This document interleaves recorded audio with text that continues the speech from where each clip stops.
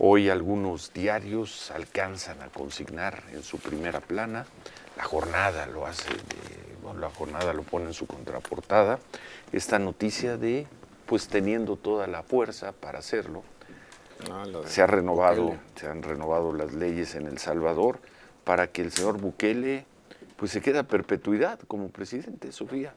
Eso que había dicho hace muchos años, incluso antes de ser presidente, que en el país no se permitía la reelección, justamente para evitar tiranos, para evitar dictadores. Lo aprueba ayer el Congreso, aprueba la posible reelección indefinida y además, en un acto que me parece bastante innecesario, aumentan el periodo de 6 años a 6 años. Pues da lo mismo si está de 5 a 6. De 5 a 6 lo aumentan, si no, si va a estar ahí todo el tiempo, pues que ya es...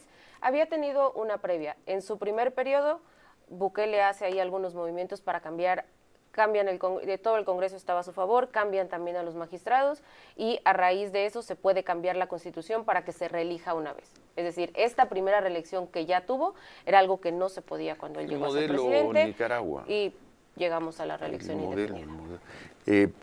Pone La Jornada en su contraportada, avalan en El Salvador reforma para reelección indefinida de Bukele. El Congreso aprueba, lo que decías, de forma sorpresiva el cambio constitucional. Permite ampliar de 5 a 6 años el periodo de gobierno.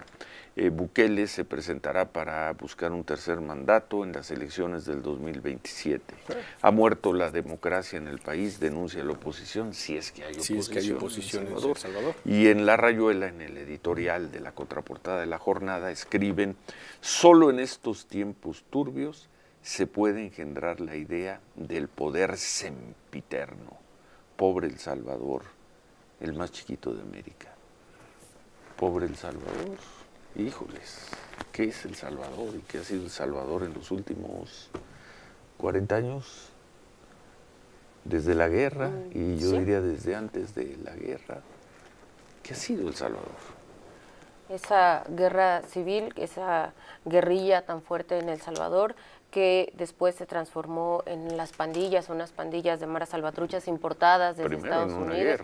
Una guerra dentro de El Salvador entre dos fuerzas de oposición allá en el país, el ejército, la guerrilla, pero después llegaron las maras salvatruchas, esas pandillas importadas de Estados Unidos, grupos que se forman en el sur de Estados Unidos, que deportan a El Salvador y comienzan con una época de violencia de las más fuertes en el mundo, y El Salvador llegó a tener los niveles de homicidios más altos de todo el mundo, y de eso se aprovecha. Básicamente, Nayib Bukele impone un régimen de excepción que iba por 30 días, ya no recuerdo ni siquiera cuántos años va a cumplir, un régimen de excepción que sigue siendo un régimen de excepción. Sí. Él, teniendo todas las facultades en el Congreso, todo el apoyo en todas partes, no ha modificado la Constitución para que ese régimen de excepción deje de ser régimen de excepción, un régimen que viola todos los derechos humanos. Hay por ahí algunas quejas en temas de economía, muchas quejas en temas de presos políticos, temas contra la libertad de prensa también, el autoritarismo, pero con los homicidios prácticamente en ceros, lo cual tiene a la población muy contenta con Nayib Bukele, que ganó con muchísimo, por muchísimo en la elección, un alto porcentaje de abstencionismo también, hay que decirlo, pero sí, el problema de El Salvador es que la gente está contenta con lo que les dio Nayib Bukele. Gente muy cercana a mí estuvo hace un mes en El Salvador y dice, pues la gente, sí, aquí olvídense, pues no hay libertades en muchas cosas, pero la gente recuperó algo de vida o mucho de vida cotidiana, del día a día, y prefieren eso, y lo prefieren, no sé si dentro de 10 años tan felices, venga una revuelta buscando democracia en El Salvador o libertades que hoy no tienen, pero que tampoco tenían antes, porque el control era de los grupos criminales, como hoy en tantas regiones de México. Sobre los derechos humanos para los criminales, para los pandilleros, y la gente está completamente a favor de que se les violen todos los derechos. Muchísimos años de hacer. Y fueron brutales. Y bueno, pues sí, ese modelo.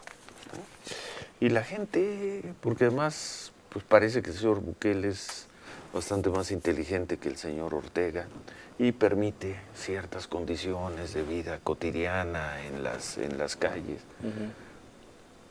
Y los salvadoreños hoy apoyan ese modelo. No sé si lo van a hacer más adelante. No sé en qué se va a transformar el régimen de Bukele cuando tenga más y más y más poder. Pero bueno, eso de que pobre El Salvador, pues pobre El Salvador desde hace varios años. 50, no es que más, casi 50 años, ¿no? La paz se firmó en México en 1992, ¿fueron cuántos años de guerra? La del Farabundo Martí fueron 5 o 6 años, y antes de la guerra había unas condiciones terribles también que llevaron a esa guerra. Entonces, pobre El Salvador, pues sí, pobre El Salvador desde hace quién sabe cuánto tiempo. Saludos a los queridos amigos. Mi papá lleva, salvadoreños. yo creo que más de 40 años viviendo en este país después de haber huido de la guerrilla en El Salvador. Entonces, esos años lleva El Salvador. Porque para quien no lo sepa, nuestra querida compañera Sofía Enríquez es chiapaneca salvadoreña. México salvadoreña.